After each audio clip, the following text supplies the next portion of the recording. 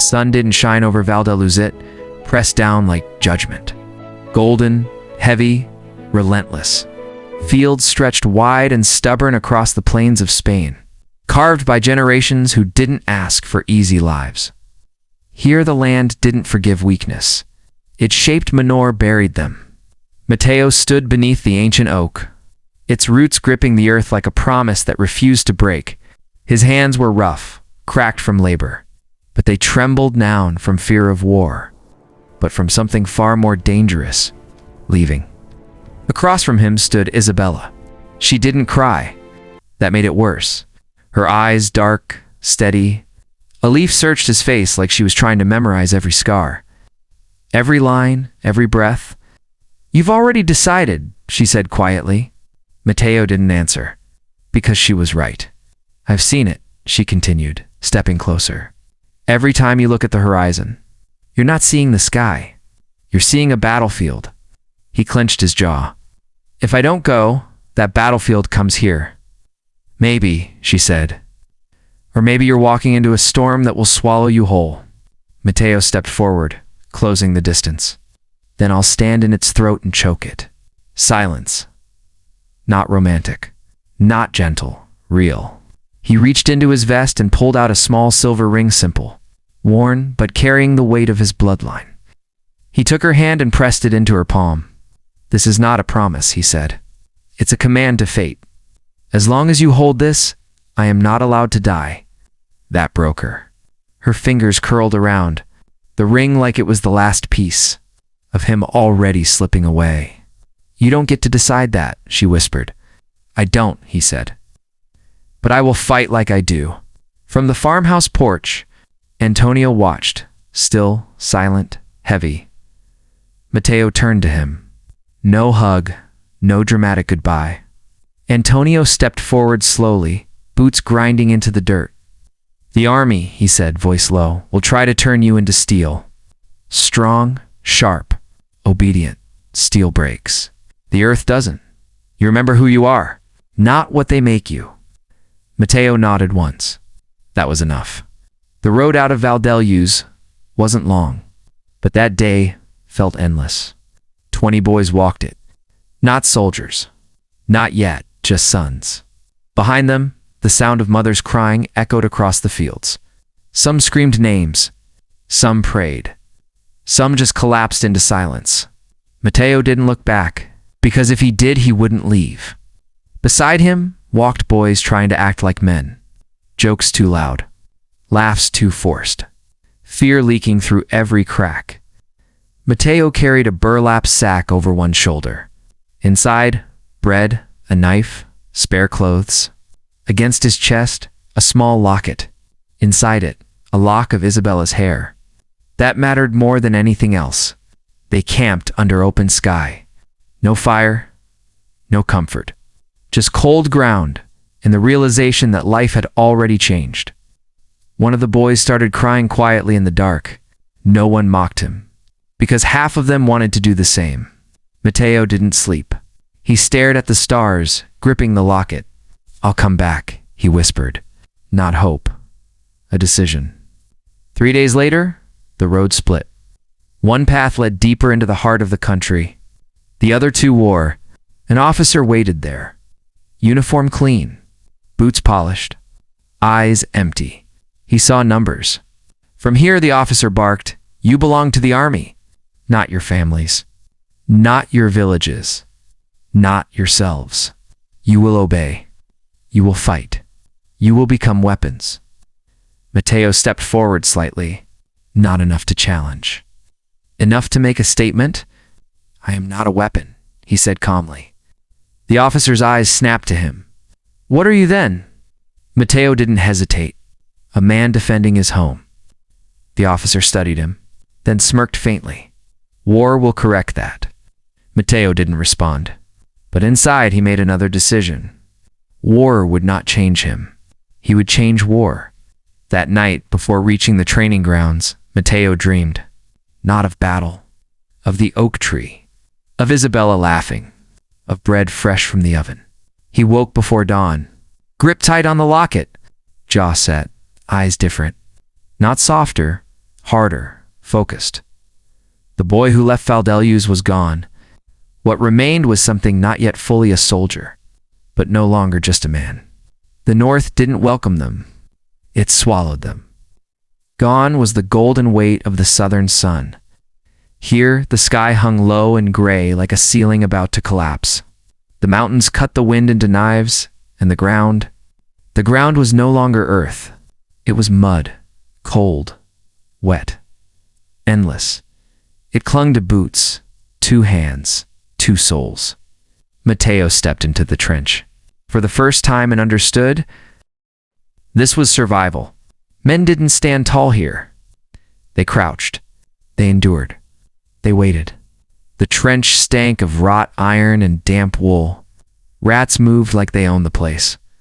Somewhere in the distance, artillery thundered not loud, but constant, like a heartbeat of destruction. Mateo adjusted his grip on his rifle, bolt action, heavy, real. This wasn't training anymore. A voice cut through the gray. "Hey! You look like you swallowed a rock." Mateo turned. That's when he saw him Paco, thin, quick eyes. Dirt already smeared across his face like he belonged here more than anyone should. "You planning to scare the enemy to death with that face?" Paco grinned. "Or actually shoot them?" Mateo didn't smile. "Depends who gets there first." Paco laughed, loud. Too loud. "Good," he said, stepping closer. "I hate quiet men. They either die fast or become legends. I need to know which one you are." Mateo met his gaze. Calm, steady. "Stay close," Mateo said. "You might find out." No one officially taught them, but the trench had rules. You learned them fast or you died faster. Don't stand when you don't have to. Don't waste ammo. Don't trust silence. And most important, don't hesitate. Mateo watched, listened, adapted. Every movement he made was efficient, controlled, like he was still working the land. Just now the soil bled. Paco filled the silence, talking of opening a tavern one day. "No war stories allowed," Paco said. "Just wine, music, and beautiful women who don't smell like this place." "And you?" Paco asked. "What's waiting for you?" Mateo didn't answer immediately. His hand moved to the locket under his shirt. "A house," he said finally. "An oak tree. Bread in the morning." Paco smiled softer this time. "That sounds better than a tavern." It came at dawn. No warning. Incoming. The first shell hit behind them. The ground jumped like it was alive.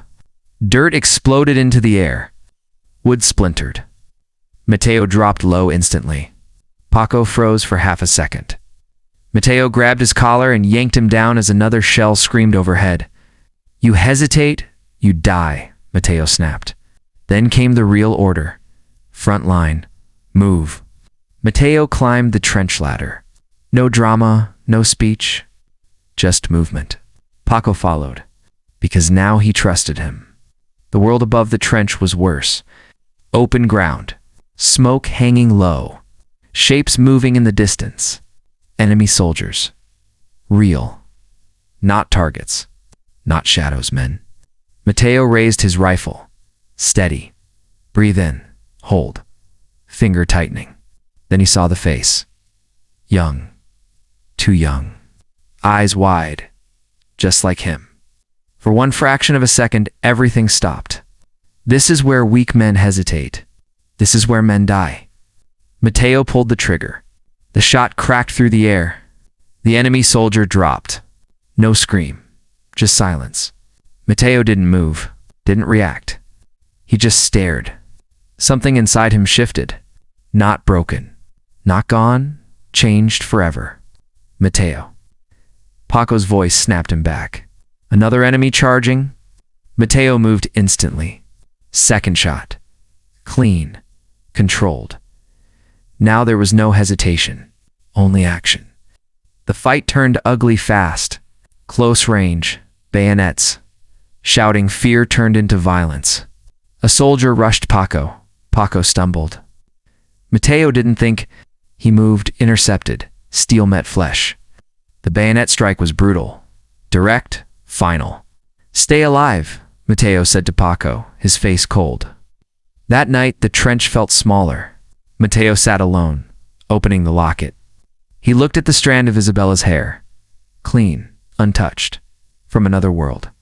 "I'm still me," he whispered. But even he wasn't fully convinced. Across the trench, Paco raised a tin cup. "To the ones who didn't make it," he said quietly. Then he looked at Mateo. "And to the ones who will." Mateo closed the locket. His grip tightened, not shaking, not weak, focused. Because now he understood something clearly. This war wouldn't just test him. It would try to erase him. And he had only one job: survive it, win it, and go home with something still human inside him. The order came before sunrise. No speech, no warning. Just a runner sliding into the trench, breathless, eyes wide. They broke the western ridge. Silence followed. Not shock. Calculation. Every man in that trench understood what it meant. If the ridge fell completely, the valley opened. Villages burned. Families erased. VALDELUZ. Mateo felt the name hit like a hammer inside his chest. Units 3 and 4 advanced to the pass. The lieutenant shouted, "Hold it at all costs." At all costs? Easy words? Expensive reality. They moved fast. No formation worth mentioning, just men pushing through mud, rocks, and rising fear. The sound of distant gunfire grew louder with every step. Paco stayed close. For once, no jokes. "You ever feel it?" Paco muttered. "Like something big is about to happen." "And it's not good?" Mateo didn't slow. "Stay sharp," he said. They reached the pass, and everything got worse. The ridge was chaos smoke, broken earth. Bodies already scattered like warnings. The enemy was pushing hard, waves of soldiers climbing through wire and stone. Their line was thin, too thin. Panic was already leaking through the ranks. This wasn't holding. This was collapsing. A shell hit close. The explosion tore through the frontline dirt. Fire and men thrown like rag dolls. Mateo hit the ground, ears ringing. When the sound came back, it wasn't orders. It was screaming. He looked up. The sergeant was gone. Half buried. Not moving. Leader gone. Line breaking. This is where units fail. This is where men run. Mateo didn't. He stood up. Fully exposed. "On your feet," he roared. The voice cut through everything. Not loud commanding, real. Men turned. Not because of rank. Because of presence. You run, they reach your homes. Mateo shouted, "You stand, they die here."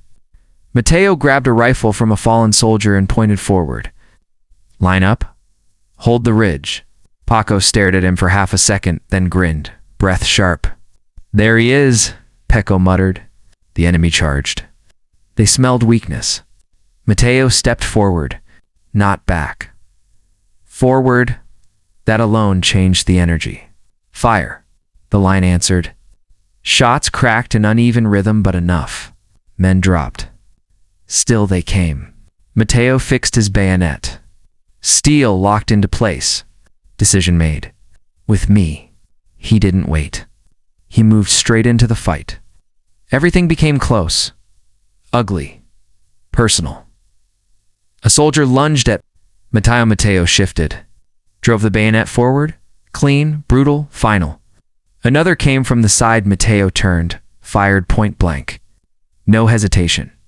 He was executing. Movement after movement. Like working the land but now harvesting survival. Paco fought beside him. Fast, wild, but not careless. "Left," Paco shouted. Mateo ducked as a blade sliced air where his neck had been. Paco dropped the attacker. "Still alive?" Paco barked. "Keep moving," Mateo replied, holding the line. Minutes stretched into something longer. Men were falling. Ammo running thin. Fear creeping back in. Mateo saw it. He stepped up again. "Look at me," he shouted, because now they needed something solid. "We don't fall here. This ground is ours. You give it up, Hugh? Give them everything. A soldier shook his head. We can't hold. Matteo cut him off. You can, or you die trying. There is no third option. Another wave came. Heavier. Matteo saw the gap forming on the left flank. He made the call instantly. Paco with me. They moved toward the weakest point. Matteo dropped to one knee, firing controlled shots. Slow, precise. Paco covered him. Together, they stabilized the line. The enemy slowed. Not stopped, hesitated. They were facing resistance. Real resistance. Matteo stood again, raised his rifle. One more push for your land. The final clash was short, violent, decisive, and then it ended. The enemy pulled back. The pass held. Silence came slowly. Matteo stood there, hands covered in dirt and blood. A figure approached through the smoke. The colonel. He looked at the bodies, then at Matteo. What's your rank, corporal? The colonel studied him. Not anymore. You fought like a lion. Sergeant Matteo. Effective immediately. After the battle, Paco dropped beside him, exhausted. Sergeant, huh? Should I start saluting? Matteo finally sat down. He reached into his shirt and pulled out the locket. Still there. Still intact? He knew now this war wasn't just taking lives. It was shaping him into something harder. Something that could win battles and lose pieces of itself doing it. And the worst part? He was just getting started. The first shell landed at dawn. No warning. No buildup. Just impact. The ground didn't shake, it jumped. Like the earth itself was trying to throw the men off its back. Then came the second. The third. And then there was no counting anymore. Iron rain. For 48 hours, the sky didn't exist. Only fire did. Shells screamed down without rhythm, without mercy. The air became a weapon, hot, sharp, impossible to breathe. Matteo moved through it like a machine, not fearless, focused. Reinforce that wall, he shouted, dragging a broken plank. A soldier froze nearby. Matteo grabbed him hard. Move, or you die here. That's what Matteo had become now. Comfort. Control. Paco was different. Still alive, but cracking. I can't hear anything else, Paco shouted over the explosions. No music, no voices, just this. Another shell hit. The trench caved in behind them, burying two men instantly. Their screams cut off mid-breath. Paco flinched hard. Matteo grabbed his collar. Look at me. Matteo barked. Paco's eyes were wild.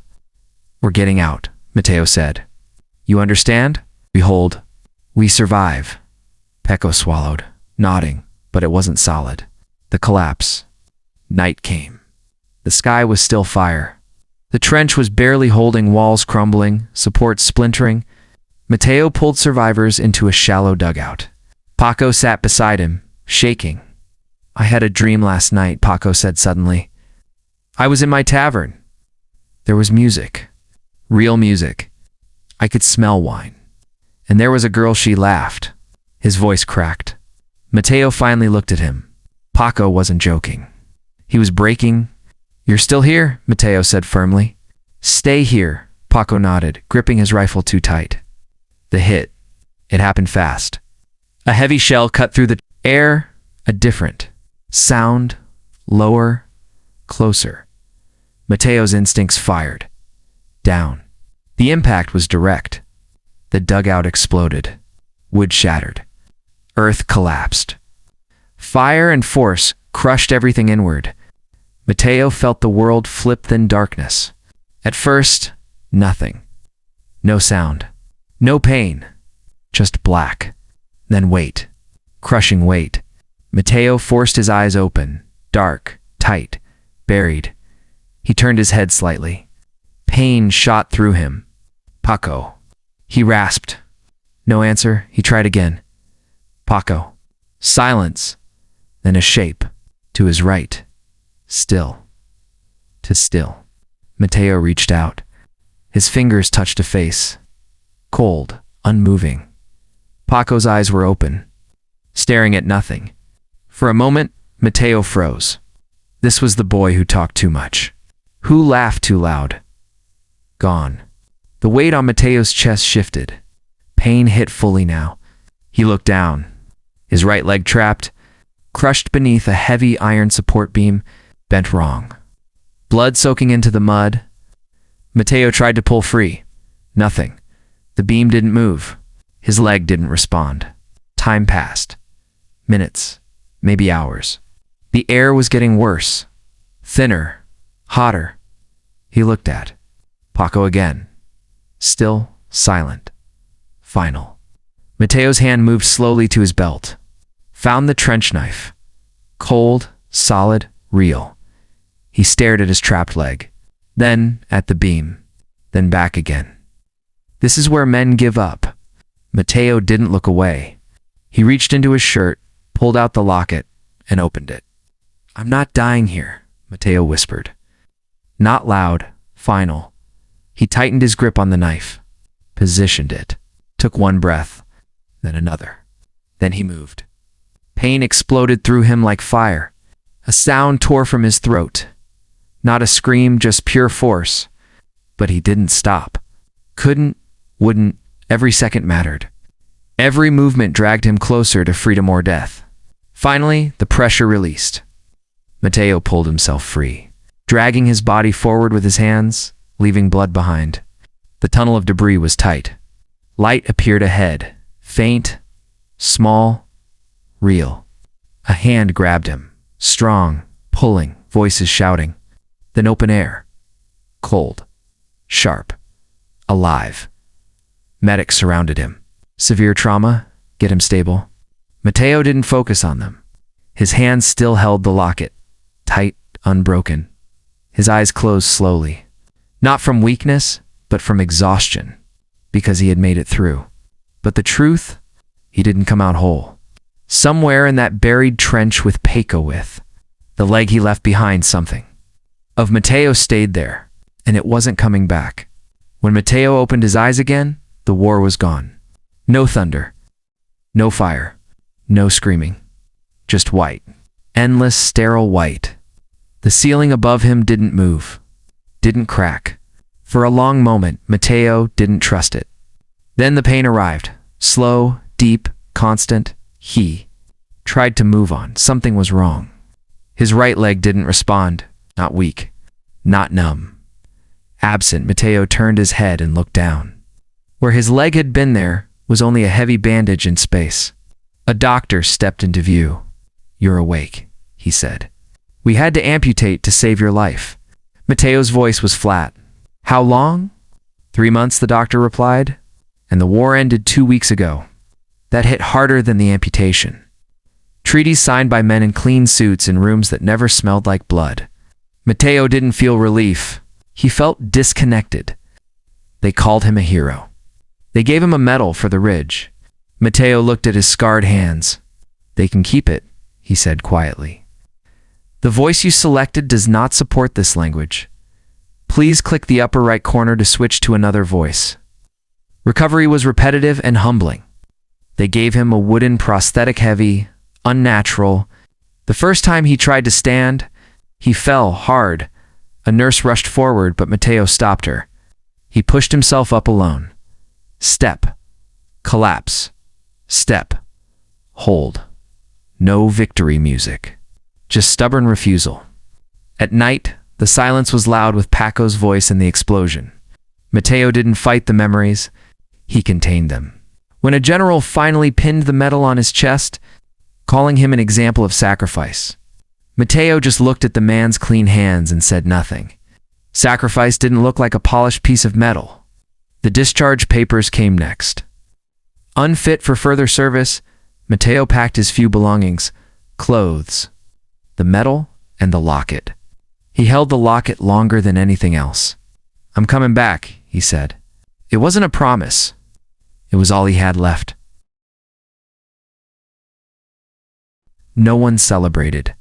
The train was filled with men, missing limbs and men missing, pieces no one could see. At one stop, a woman handed out warm bread. For a moment, the smell took him back to the bakery in Isabella. Then the train moved, and the moment was gone. He got off early. 5 miles before the village, a man with a cart offered a ride, saying Matteo wouldn't make it on one leg. "I will," Matteo said. This part, he had to earn. Every step was familiar, dry, dusty, real. But something felt off, too quiet. No distant voices, no animals, just wind. From the hill he saw it. VALDELUZ, or what was left of it. Matteo stopped breathing. The village wasn't alive. It was scarred. Roofs collapsed. Walls blackened. Fields burned. Dead silence. "No," he muttered. Not denial, refusal. He moved again, faster. Ignoring the pain in his stump and the strain on his crutches, he wasn't walking home anymore. He was walking into something worse than war. The closer he got, the clearer it became. Doors broken. Windows shattered. Life gone. He reached the first house, empty. The second, same. Then, his home. Or what used to be. The door hung loose on its hinges. The walls were stained black by fire. The air was heavy with the smell of old ash. Matteo stopped at the threshold. He didn't go in, because he already knew whatever waited inside wasn't what he had spent 3 years trying to reach. For the first time since the war began, the man who stood in the throat of a storm hesitated. He stood on the edge of a truth he wasn't sure he could survive. Matteo didn't step inside the house. He couldn't. Not because he was afraid, but because he already understood nothing inside was waiting for him. The yard felt abandoned, like life had been forced out of it. The tools lay scattered, rusted where they fell. The his earth was scorched. Matteo moved forward, every step heavier than the last, until he saw her. His mother, Maria. She sat on a broken stone, her back bent with a weight that wasn't age. Her hair had turned completely white. Madre. Matteo's voice was rough. Maria turned slowly. Her eyes met his, and in that moment, everything was said without words. She looked at his missing leg, at his scars, and at the man who had replaced the boy. "Matteo," she whispered, "you came back. To a graveyard. The voice you selected does not support this language. Please click the upper right corner to switch to another voice." Matteo didn't ask right away. Asking would make it real. "Father," he said finally. Maria didn't answer with words. She pointed toward the oak tree. It stood blackened and burned, but beneath it were 2 mounds of earth. Final. Still. Matteo dragged himself to the graves. Each step pulled memory and hope out of him. No names were carved on the stones. Enemies came, Maria said behind him. The line broke in the mountains. Your father stood here. He told them he had a son fighting at the front. He told them this land wasn't theirs. She paused. They laughed. He didn't. Matteo could see it. Antonio, rifle in hand, standing for dignity. He killed the first man before they crossed the fence, Maria said. He held them here long enough for others to run. They burned the house when they couldn't break him. Then came the question that hurt the worst. Matteo finally turned. And Isabella? Maria's face grew heavier. She stayed. Your father ordered her to leave. She refused. She said if he fights for Matteo, then I fight for Matteo. Silence. Deep and final. They stood together, Maria said. Back to back. They didn't run. They died the way you taught them to live. Everything Matteo had done, every kill, every sacrifice, had led here. He had held the line at the ridge. But the war had simply walked into his home and taken everything anyway. Most men would scream. Matteo didn't. He dropped his crutches into the dirt and lowered himself to his knees. He pressed his hand into the soil, the same earth his father respected. The same earth Isabella chose to die on. Matteo reached into his shirt and pulled out the locket. He looked at the strand of hair one last time, then placed it carefully on Isabella's grave. You kept me alive, he said quietly. Now I stay. Maria watched him. She understood that the soldier who returned wasn't whole. But the man kneeling in the dirt was something harder. Matteo pushed himself back up. Slow, controlled, standing without the crutches. They took everything, Maria said. Matteo shook his head once. Not everything. They left the ground, and I'm still standing on it. The wind moved through the burned oak, soft and almost gentle. Matteo picked up his crutches, but he didn't lean on them fully anymore. He wasn't walking back to his old life. He was building something from the ashes. Not for medals, but for the ones who held the line when the war came home. As the sun set over the broken fields of VALDELUZ, the man who survived the war didn't look for peace. He became it. The end.